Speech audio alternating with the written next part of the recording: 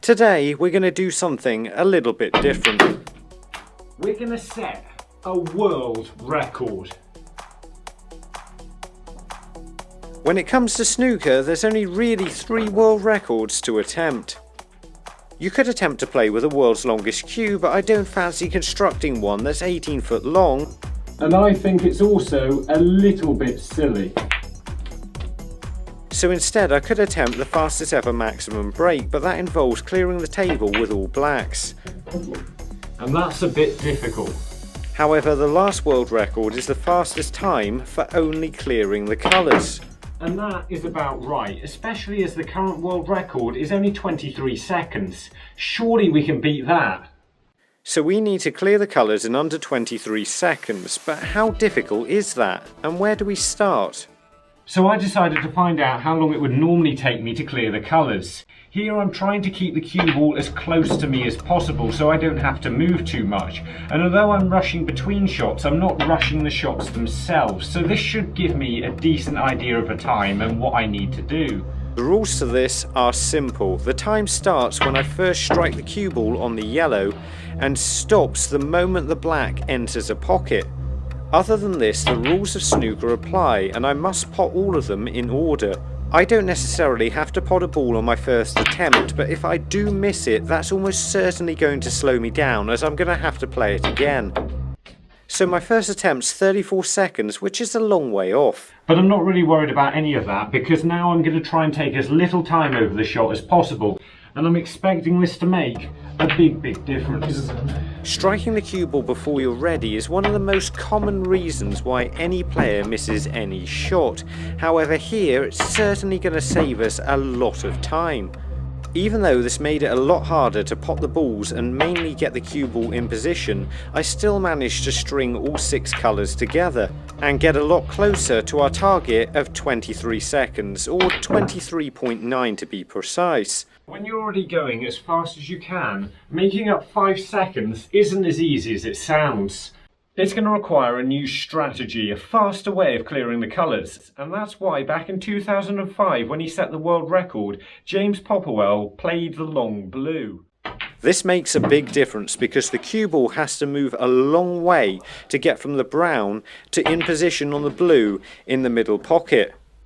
The time saving is over 2 seconds, and there are a number of other ways to save time as well. And that's going to involve playing the long blue. It's going to be harder, but it's going to save me a huge amount of time. But we'll do that right after we find Berke from Kirklarli, Turkey.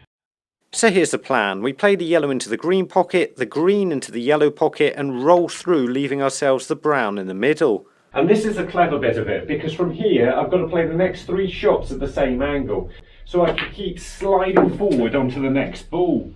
This means I've always got the shots in front of me in my eye line, so in theory I should be able to line them up quicker. That is until you get to the black, because I don't have to play another shot after this. I'm just looking to get it into the pocket as quickly as possible. However, this is making the clearance a lot more difficult.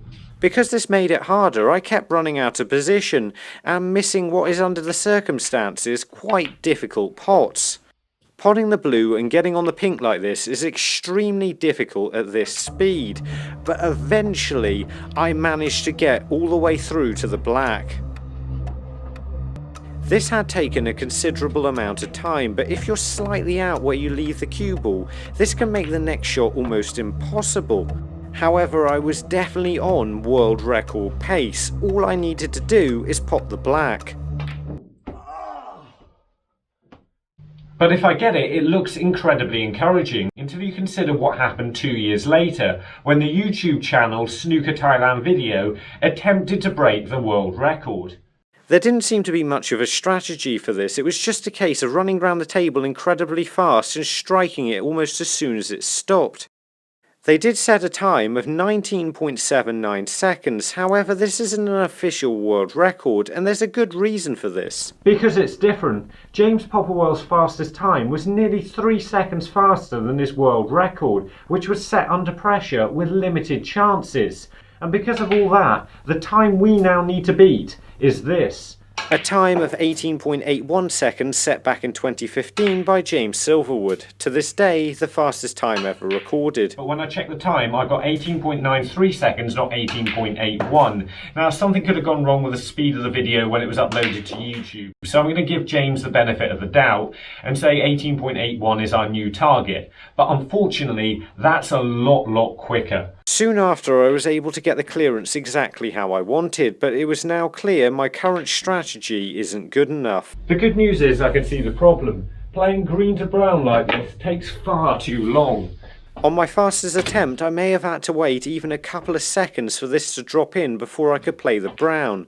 So now I've got a new plan. Play for the green to leave an angle. This means I can stun up for the brown and save a lot of time. The only problem is it's a lot harder to get the cue ball in these positions, so it could take longer. I'm confident this is the fastest possible strategy for clearing the colours. So let's see what happens.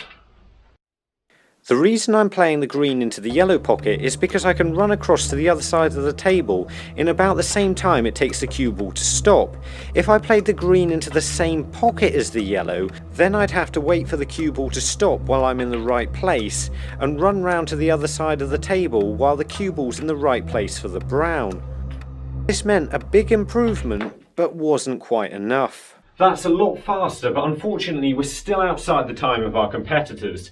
So to beat them, we're going to have to do something a lot more drastic. For this to work, I'm now going to have to strike the cue ball the minute it stops moving. And that's just going to make things so much harder. It goes without saying, in between every successful attempt, there's probably about 50 where it goes wrong. This is either where I've run out of position drastically, or I've missed a pot.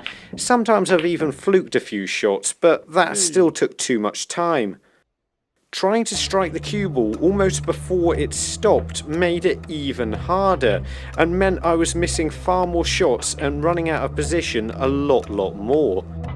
But eventually I put together a decent attempt, but was it going to be good enough? We're now up to the second fastest time ever, and it was obvious what went wrong. We had to wait so long for the balls to stop moving at the end there. I know we can get this, we're so close. I'm going to show you exactly what I need to do differently. But before that, we're going to find Christian from Tübingen, Germany, which is there. What I really need to do is get straight enough on the pink and not hit it too hard. Because if I put too much pace into it, the seconds just ebb away when you're waiting for the cue ball to slow down. Finally, I not only knew exactly what needed to be done, I knew exactly how to do it. This was going to be fast. It felt like I was striking the ball almost too quickly. I couldn't believe the pots were still going in. My position for the pink was perfect and I didn't overhit it, and I left myself an angle on the black and I managed to slam it in without wasting too much time. However, this wasn't any faster. I can't tell you what went wrong there. That actually felt a couple of seconds faster because I didn't waste all the time of having to wait for the blue or pink. I don't know how it was virtually the same time.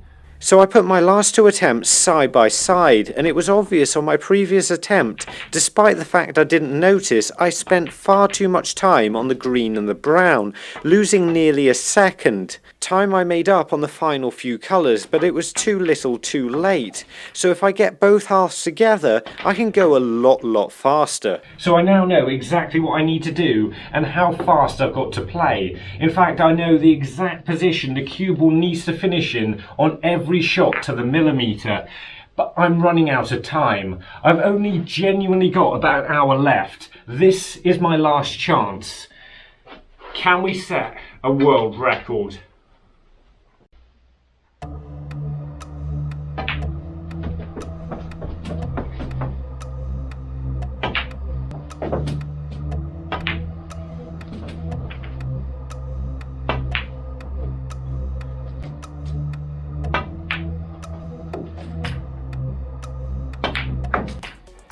Maybe that time. That could not have been any quicker, surely. I downloaded the video off my camera to find out. And, 17.52. Is that right? I'm going to check that. To make sure the timer I put on the video was accurate, I used my phone's stopwatch and did the best I could to time it manually. And the timer I was using seemed to match up perfectly to my phone, although timing it myself I was never going to stop it as accurately as I could with the camera. But I tried it a few times and always ended up within a couple of tenths. So that's it, the fastest ever colour clearance by anybody, and as we're part of a generation that uploads everything online, as far as I'm concerned, that's a world record. And if anyone wants to have a go at beating that, then they're welcome to have a try. Although you might need to do something a little bit crazy, like save time by doubling the brown, or possibly doubling the pink the length of the table. But it's not exactly like there's a lot else to do at the moment, so you might as well have a go, and I give it 2 days before somebody's down to 16 seconds. This is probably the greatest thing we've ever achieved on this channel, but if you want to have a look at some of our other challenges, have a look at these 2 videos, and remember, don't just watch play, and make the commitment to becoming a better player by subscribing to the channel and visit the website. See you later!